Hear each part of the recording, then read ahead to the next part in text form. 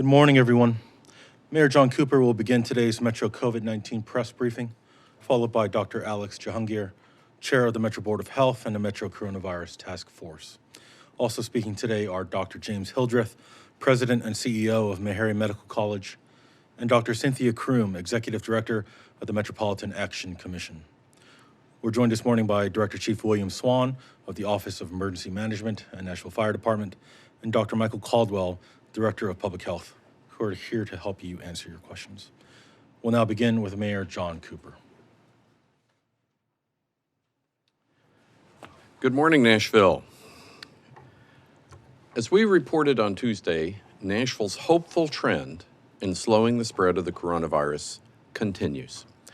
Yesterday, Metro Public Health reported just 118 new cases, and this morning our new case count is 250. That is higher than it has been in recent days, but our 14-day average remains in the green at 219. But our transmission rate is maintaining a downward trend from 0.86 on Tuesday to 0.81 as of this morning. This is the lowest transmission rate since the beginning of the pandemic. The total number of active cases in Nashville is 3,091. That's down from a peak of 5,856 on July the 20th, a 47% decrease. This is the lowest number of active cases we've seen since July the 1st. And Nashville's 7-day positivity rate is at 11.5%. Now, 15% of floor beds and 13% of ICU beds are currently available. These metrics warrant close monitoring, and Dr. Jahangir will provide more details on all our COVID-19 metrics momentarily. All signs indicate that Nashville's face covering ordinance, the temporary closure of bars, the 9 p.m. closing for restaurants, and the gathering restriction to a size of 25 is effective in flattening the curve of the coronavirus. More importantly, your efforts are making a difference. The hard work and dedication of everyday Nashvillians are saving lives and keeping our economy running. Wearing masks for every trip to the grocery store or postponing your child's birthday party is making a difference. Your sacrifices have resulted in progress. As Dr. Hildreth and other public health experts have said, the pandemic will only end when a vaccine is finally made available. While Nashville's COVID numbers show improvement, our journey to a full economic recovery is just starting. While our 14-day average is 219, our 7-day daily average is 183. This number translates to a metric of 26.3 new cases per 100,000 residents in Davidson County. Now, I'm referencing the 7-day average per 100,000 residents, as this particular metric has developed into a national reporting benchmark. This is the benchmark that determines, in large part, where Nashvillians can freely travel and safely conduct business within the United States. Again, Nashville is reporting at 26.3 per 100,000, and the national benchmark really is 10 per 100,000 to trigger travel restrictions. Now, for instance, several states successfully flattened the recent surge in coronavirus cases and avoided the surge altogether. These states include Connecticut, New Jersey, and New York, and they have quarantine restrictions against Tennessee travelers because our 7-day average new case rate is more than the required 10 per 100,000 residents. In fact, 9 states and municipalities currently have similar restrictions on Tennesseans and all of us in Nashville because of the rate of infection in our state. Now, this benchmark, 10 new cases per 100,000, is the same benchmark used by our own Tennessee Department of Health to determine the acceptable rate of coronavirus transmission for all 95 counties in our state, which in turn determines whether or not it is safe for families to visit their loved ones in long-term care facilities. Currently, 94 out of 95 counties do not meet this standard. Now, to reach this evolving national benchmark of a 7-day new case daily average of 10 per 100,000 residents, Nashville must report less than 70 cases per day for 1 week, down from our current average of 183 cases per day. Now, this is a very important metric to consider in reopening our local economy, but it is not the only metric. But as long as our students cannot safely return to their classrooms, and the state has an every county for itself strategy for the coronavirus, we cannot allow our positive momentum here in Davidson County to give us a false sense of security. Nashvillians cannot freely work or travel to many other states because of the rate of infection in our own community. We must maintain the progress we've made while also preparing for the work that lies ahead of us.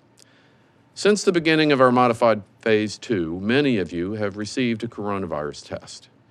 In fact, during the 4 months that our community assessment centers have been open, Metro has conducted more than 73,000 free diagnostic tests, and nearly half of these tests have occurred within the past 30 days. Since Metro changed lab service providers, we've also seen a marked improvement in test result communication times. During the month of July, the time between specimen collection and state database reporting has decreased from over 5 days to just 1.5 days. This is excellent progress. Nashville has recently seen a decline in our positivity rate. There's also a slight decrease in the number of Nashvillians being tested. The decrease in demand for tests may be expected as somewhat fewer Nashvillians become infected and feel symptoms of the disease. Now, I want to strongly encourage anyone who suspects that they have COVID-19 symptoms or who may have come into contact with someone who has received positive test results for them to receive a free diagnostic test at the assessment center without delay. Testing is a very important tool in combating the disease. Now, we have heard quite a lot about coronavirus testing over the past several months. PCR testing versus rapid testing, antibodies and antigens, and the importance of reagents and swabs in the testing process. Many of you may still have questions on how the process works, how reliably it works, and why some tests take longer than others. This morning, I want to welcome Dr. James Hildreth, President and CEO of Meharry Medical College, and I have asked him to explain to all of us the COVID-19 testing process in detail. I'm grateful to Dr. Hildreth for his leadership and to the student clinicians at Meharry Medical College for their hard work in staffing all 3 of our Metro Community Assessment Centers. As I mentioned earlier this week, I've met with the police and public health leadership about Nashville's expectations when it comes to enforcement of our public health orders. Any violation of a public health order in Tennessee, including here in Nashville, is a Class C misdemeanor. Last night, Metro police officers issued its first mask ordinance citation, and stronger enforcement measures will continue. I also have a message for anyone who's planning on visiting Nashville in the near future. Traveling or vacationing during the COVID-19 pandemic comes with certain requirements, and Nashville is no exception. If you're willing to follow the rules and respect the health and dignity of those working and living in our community, you are welcome here. Otherwise, Nashville is not the place for you. Our hospitality, tourism, and retail workers, not to mention our frontline healthcare and Metro government employees, are putting their lives on the line to keep our city up and running for our residents and our out-of-town guests with one simple request. You follow our rules to keep everyone safe. Remember, Nashville, don't share your air. The coronavirus can easily be spread, but healthy habits can be contagious as well. Let's all wear masks, stay socially distanced from one another, and encourage each other to do the same. Today is Election Day, and polls will be open from 7 a.m. to 7 p.m. across Davidson County. As a reminder, you must vote at your assigned location, which you can locate by visiting nashville.gov/vote. I encourage all Nashville residents to make your voices heard safely and cast your ballot today. Remember to wear a face covering to keep yourself and others safe. Now, this morning, it's my pleasure to welcome Dr. Cynthia Groom, Executive Director of the Metro Action Commission, who is here to announce the start of the Virtual Job Fair series in partnership with Goodwill Industries, Nashville State Community College, Aegis Laboratories, Conexion Americas, and Workforce Essentials. Now I'll turn it over to Dr. Alex Jahangir, Chair of the Metro Coronavirus Task Force.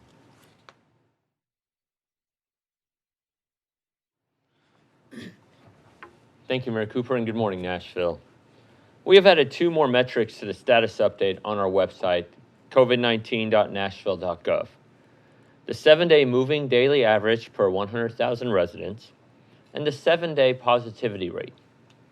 We have been monitoring these metrics closely over the past month, and so we want to make sure they were available for you to monitor them yourself.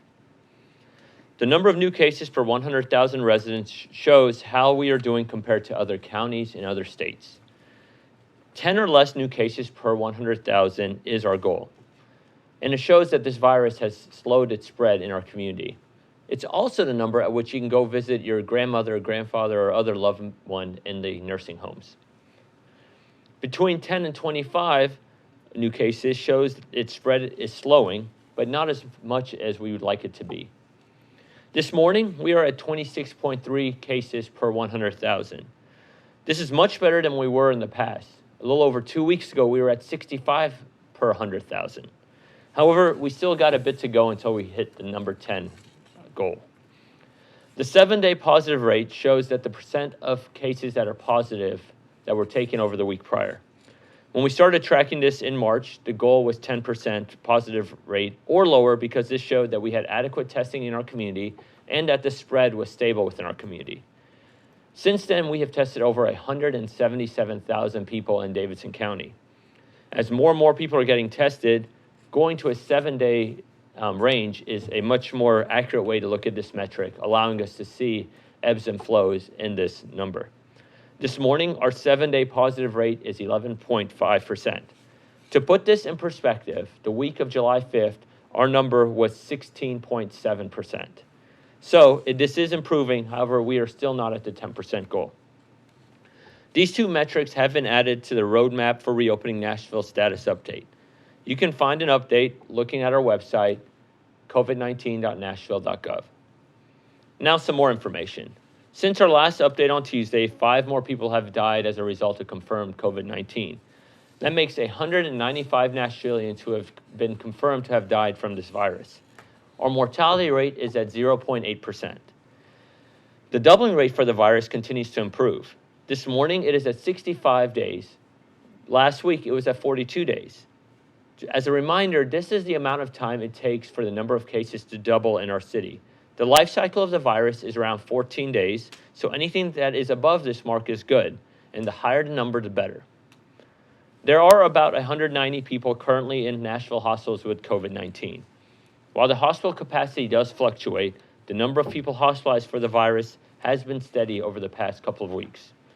Our numbers are looking better, and we are heading in the right direction. And this isn't thanks to you.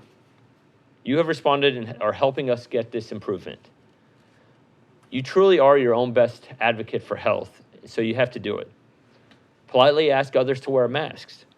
I know wearing a mask is not natural and it's not comfortable, but you have to recognize that it is important and that you still wear one. I know just yesterday there's about 5 people who I actually encouraged to wear a mask themselves. Remind people when they are out, if they're not wearing a mask, that they're not only protecting themselves, but they are protecting their neighbors.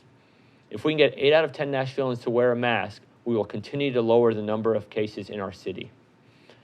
And don't go anywhere you don't feel safe. If you go to a business that isn't treating you with respect and protecting you, don't patronize them, period. It's very easy. Limit your exposure to others. Wearing masks is one way to do this. And I need you all to continue staying focused. I mean, these numbers I'm reporting today are really, really positive, and I'm grateful to all of you for doing this. I now would like to introduce Dr. Hildreth.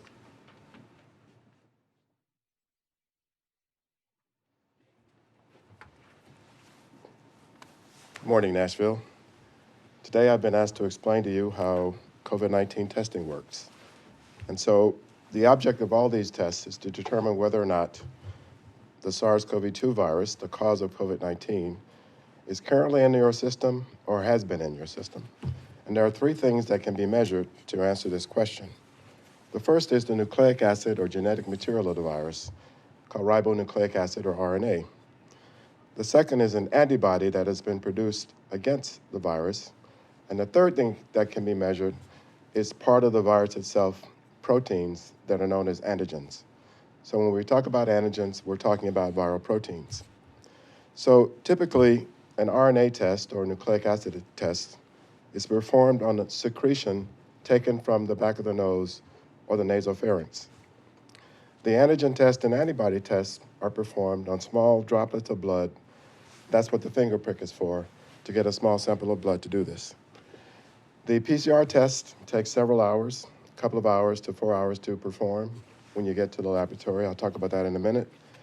The antigen test and antibody tests can get results in as little as 5 minutes, and those are referred to as rapid tests. So by far, the majority of all tests performed for COVID-19 around the world have been PCR tests, looking for nucleic acids. And this is how this test works. So when you go to the testing center, you will see they will take a swab, which looks like this. And this will be inserted into the back of the nose, into the nasopharynx, because infections start in your upper respiratory system, so that's the best place to sample for actively replicating virus. It's inserted into the back of the nose, it's rotated a few times, and held in place for a few seconds to allow the tip to absorb the material. You need to know that this is really not cotton. It's actually a synthetic material called Dacron, and that's because cotton contains natural substances that can interfere with the test. And so that's why synthetic material is used. The swab is then placed into a small vial like this one, which I'm going to show you. And this vial contains what is called virus transfer medium. It's actually saline that contains a protein for stabilization. It also contains antibiotics. And that's really important because the nose, all of us have bacteria that are naturally resident in our noses. They're called normal flora. And we don't want those bacteria to grow between the time we collect the sample and the time we analyze the sample. So there are antibiotics in this vial. So once the swab has been placed into the back of the nose and we collect the sample, it's placed in here, we break it off like this, we seal it like this. It's labeled appropriately to make sure they don't get mixed up. And this vial is then transported to a laboratory where the test is performed. And what happens when this vial gets to the testing center, a robotic machine will take a sample of this, disrupt any virus that might be in there, and they look for the nucleic acids. The technology that's used to find the nucleic acid is actually quite remarkable. It's called a polymerase chain reaction, and it was the subject of a Nobel Prize for the investigator who discovered it. What you do is you synthesize a small piece of nucleic acid that matches the nucleic acid of the virus. That's added to the sample, and then an enzyme called a polymerase makes exact copies of that nucleic acid. And we do several cycles of that duplication. And after 20 cycles of duplication, there's 1 million times more substance than you started with. And that's why the PCR test is so sensitive. Even if there's only a few viruses in the sample, the PCR test will tell us that those viruses are there. So the sensitivity of the PCR test is what makes it special compared to the other tests. The antibody tests are very straightforward, and they've been around for a really long time, for decades, to diagnose virus infections. And what happens is we take a protein from the virus, we stick it to a surface, so that surface is now coated with a protein from the virus. We then take blood from the subject, from the person, we put that blood on the same surface, and if there are antibodies present to those proteins, they stick onto the proteins and they become trapped onto the surface of the plastic as well. We then put in a reagent that specifically binds to human antibodies, and that reagent has been tagged so we can measure it. It can be fluorescent, it could be enzymatic, but there's a tag that allows us to say that the antibodies were present. And the antibody tests are interesting because they tell us that the virus has been in your system. When we get infected, in a few days, our systems start to make antibodies.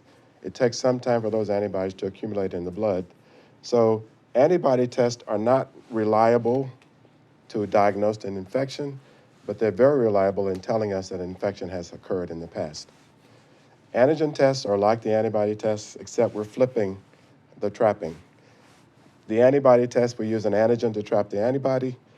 With an antigen test, we use an antibody to trap the antigen. So we put antibody on the surface, we add blood from the person we're testing, and if there are virus in the blood, which we've lysed, those antigens will stick to the antibodies, and now we can detect the antigen bound to the plate. And these chemical reactions happen really fast. They're enzymatic, so the results can be obtained in as little as 5 minutes.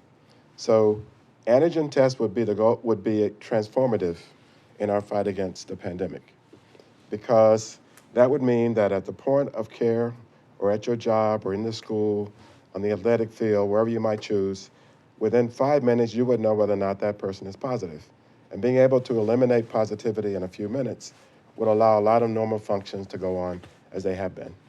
The problem with this is that, unlike some other viruses that accumulate to large amounts in the blood, like hepatitis or HIV, very little COVID-19 virus accumulates in the blood, which means the sensitivity of an antigen test is much, much lower than a PCR test. And that is why it's been so challenging to develop a rapid antigen test. But when that happens, and if it happens, it's going to transform everything. Because again, within a few minutes, rather than a couple of days or several days, we will know whether or not a person is positive. So rapid tests are very useful. The antigen test has been a challenge. We think that we can develop one, but it's going to take some more time. But it points to a fundamental difference between COVID-19 virus and other viruses.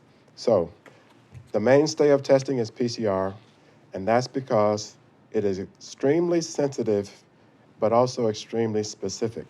And that's in contrast to antibody tests, because you should know that coronaviruses are a large family, and many people have existing antibodies to other coronaviruses, and some of those are being picked up in the antibody tests, which means that some of the antibody tests are unreliable because they're measuring antibodies to other viruses. So we need to make sure when we use an antibody test that the specificity is there.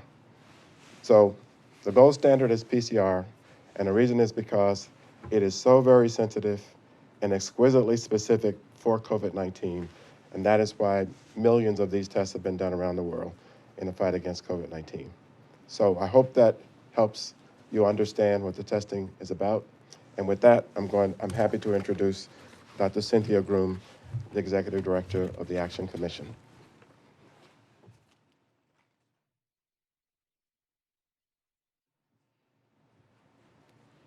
Good morning. For over 50 years, the Metropolitan Action Commission has had the privilege of walking alongside the residents of our county, specifically those who have challenges and need help with their rent, their mortgage, with water bills, with services for their children through early Head Start and Head Start, with making sure that our community has the things that we need. We're extremely excited that we're able to continue those services to our community by making you aware of an exciting opportunity today that we will be participating in, that we know is a great need in our community and will make a big difference for those of you who are struggling during this season. Specifically, we are proud to announce that the Mayor's Office, in partnership with the Metropolitan Action Commission, will host a series of job fairs. We recognize how many of our residents have lost their jobs as it relates to what's going on in our city or in our world, really, related to COVID. Today, we're excited that we will have our first in a series of job fairs beginning at 2 p.m., going until 4 p.m. Job seekers can still register. This is a Zoom event, so it allows you to stay home and still have an opportunity to apply for a job. This event in particular involves Aegis Labs. There are positions that are starting at $15 an hour and up. There are no positions paying below $15 an hour. In addition to that, there are positions available through the Metropolitan Action Commission. This information that I'm going to share with you next is extremely important for you to remember, and that's how you participate in today's job fair. First of all, you can register for our event. It is not too late for you to register. You can register by going to the Metro Action Commission Facebook page, and you can go to the Metro Action Commission website as well as the mayor's office website. Those websites are as follows. You can simply go to nashville.gov, or if you're going to the Metro Action Commission website, it's nashville.gov/MAC. If you don't have a device at home that you're able to use, we're excited that we are partnering with Goodwill Industries. Their offices are open today, and you can go to Goodwill Industries at 937 Herman Street and participate in the job fair there. I want you to know how important it is for you not to feel like you're too late or to worry about whether you need to get your hair done or anything else. This is a virtual job fair, and it's an opportunity for you to interview on site. You can interview from your home, from whatever location you're in. Again, you can go to nashville.gov or nashville.gov/MAC to register. Aegis Labs with positions starting at $15 an hour, and the Metropolitan Action Commission. I would be remiss not to mention that this is made possible through our partnership, first again with the mayor's office, but also with Nashville Works. This virtual job fair series also includes Goodwill Industries, Nashville State Community College, Aegis Labs, Conexion Americas, and Workforce Essentials. Businesses who would like a similar opportunity are encouraged to please get in touch with our office at 615-862-8860, extension 77411. Employers who are interested in a similar opportunity in the future, feel free to contact us. We hope you'll take advantage of this opportunity. I want to say one more thing. Our doors are still open for those of you who still need help with rent, mortgage, water, and other services. Thank you for this opportunity. We hope you'll join us this afternoon.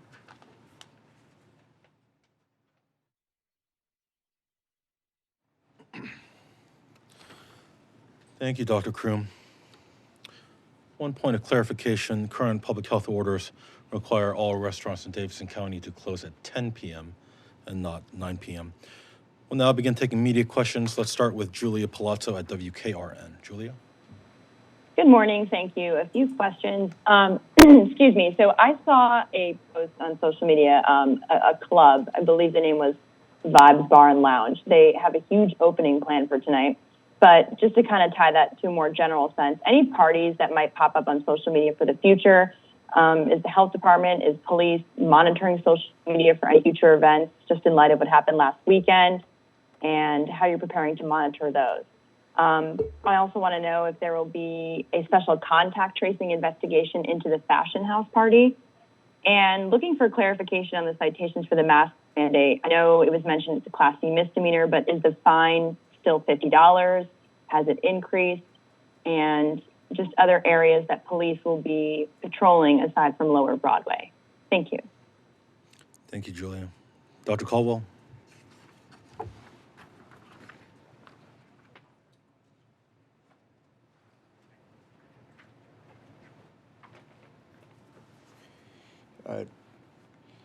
Good morning. I want you. Could you repeat the question again, just because? The first question. Sorry, the first question. So that was about a club that has a grand opening tonight. I got it now. Thank you. Okay. I very much want you to know that we look at social media and that we don't monitor it more than necessary, but we very much look at it to get ideas. But we like people to report 2311 to HUB to let the police know on their lines that are not emergency lines. And so we will actively now be looking at all of those. Is the next question? Contact tracing. Yeah. For the contact tracing, it is very important to know that anybody that was there should absolutely get tested. And we will look at this at a cluster if possible, the way we do any other contact tracing. And the third question? Yeah. Yes, that's correct. Regarding specifically the Vibe, I do know Hugh Atkins from the department has spoken with them multiple times, the owners of that place, and so health department, gosh, what day is Thursday? So on Monday, we're already on that case, and I've spoken with those owners, I believe, multiple times. Thank you.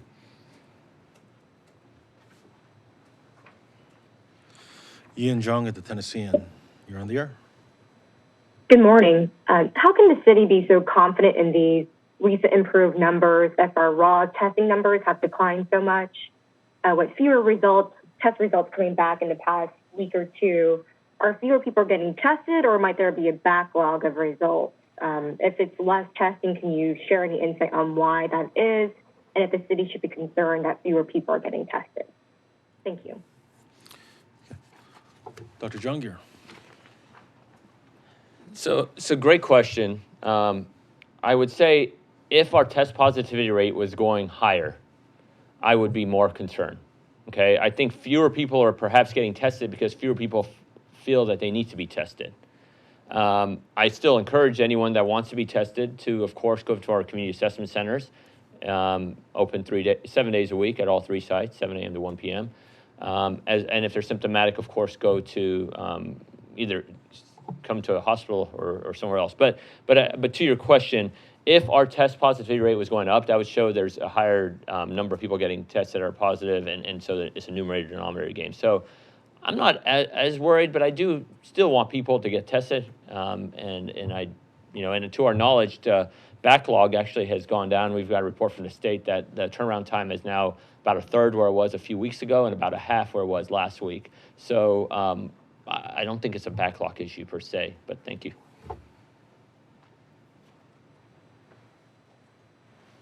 Brett Kelman, Tennessean. Brett, are you there? Yeah, can you guys hear me? Yes, go ahead. Okay, good morning. As I'm sure you all know, there was a ruling from the Supreme Court of Tennessee last night that coronavirus will not be considered a valid reason to get an absentee ballot in the November election. I was hopeful we could get a response from that from Mayor Cooper and also possibly from Dr. Hildreth, if he's willing to provide one. Sure. Thanks, Brett. Mayor Cooper. Well, of course, it wouldn't have been my decision. Coronavirus is deadly to particularly our seniors, and there should not be any hesitation by anybody in their right to vote, doing it freely, and not have an unnecessary health risk.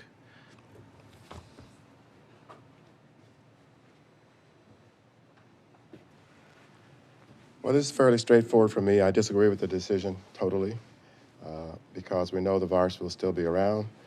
The virus is deadly, and as Mayor Cooper said, especially for our elders and those with underlying conditions, to me it seems totally unreasonable to expect those individuals in particular to risk their lives by exercising their right to vote. So I totally disagree with the Supreme Court's decision.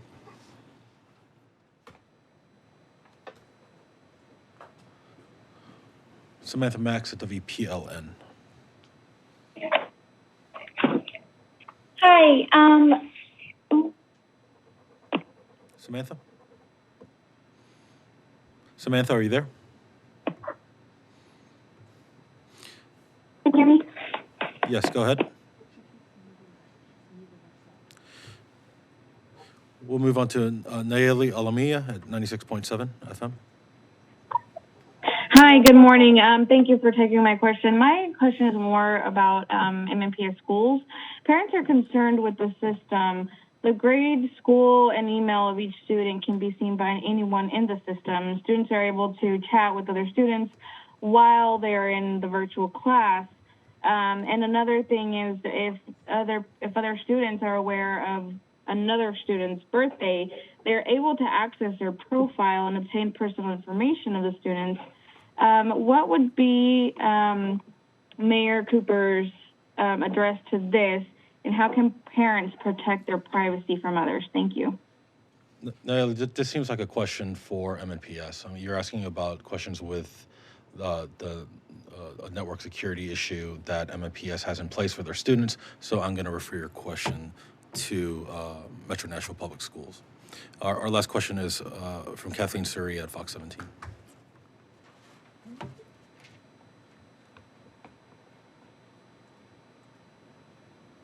To do a Sorry, phase 3 Kathleen, vaccine. sorry, you cut off at the beginning there. Could you repeat your question, please? Sorry, can you hear me better now? Yes. Okay, so we know that there's going to be vaccine trials starting with clinical research associates in Nashville. They're looking for 4,000 volunteers. Can Dr. Jahangir, Caldwell, or Hildreth give us any insight into how credible or safe this trial is, and do they encourage Nashvillians to be participating in this if they meet the criteria? Thank you. Sure. Let's have Dr. Caldwell come up, and then Dr. Hildreth will address that question as well. Thank you.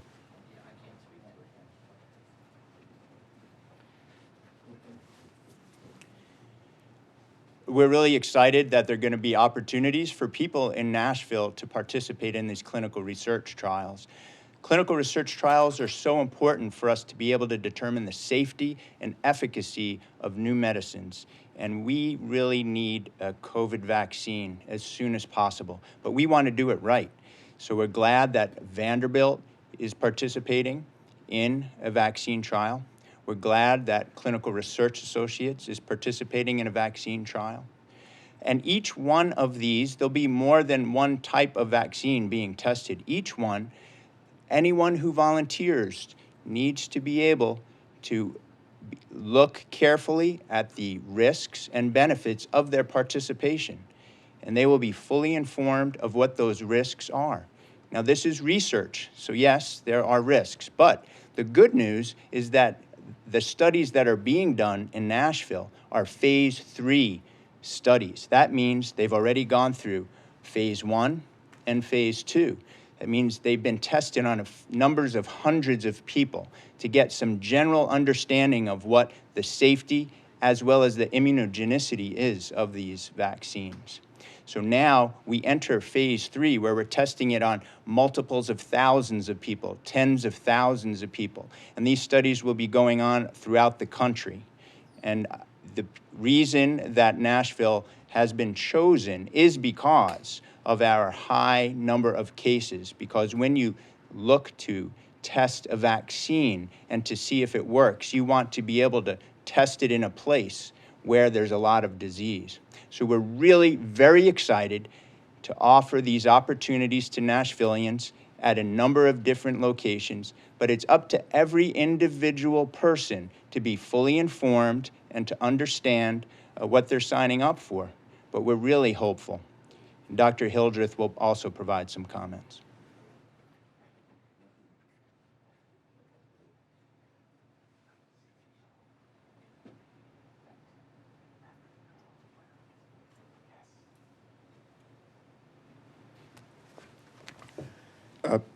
Well, like Dr. Caldwell, I'm excited that Nashville will be a major site for vaccine trials in this country. Meharry Medical College is part of Operation Warp Speed, so we're going to be enrolling participants in a study as well. So between Clinical Research Associates, Vanderbilt, and Meharry, there's going to be a robust activity for vaccine studies here in the city. I've reminded everyone that vaccines do not save lives, vaccinations do. In order to get to that point where we get vaccinations, we've got to make sure that the vaccines are safe. And I'm particularly concerned about people from minority communities who have a long history of mistrusting, distrusting, and not necessarily accepting what medical research has to provide. So we have to do a great job of educating individuals, making them understand what vaccines are, what they're not, dispelling the myths.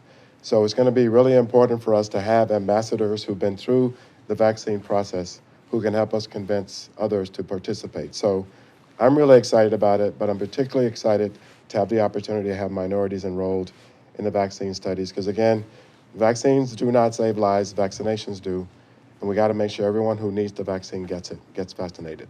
Thank you.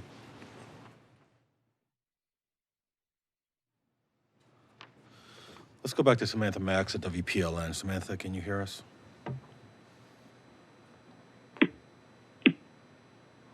Samantha. One more time, Samantha.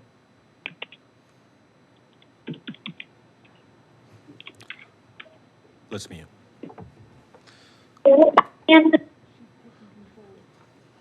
Hello? All right. Samantha, please feel free to follow up with me after the press conference.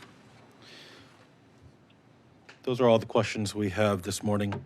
I'd like to thank Dr. James Hildreth and Dr. Cynthia Groom for joining us today.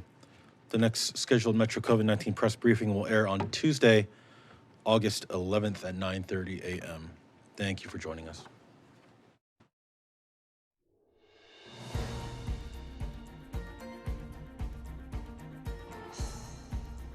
This has been a service of the Metro Nashville Network.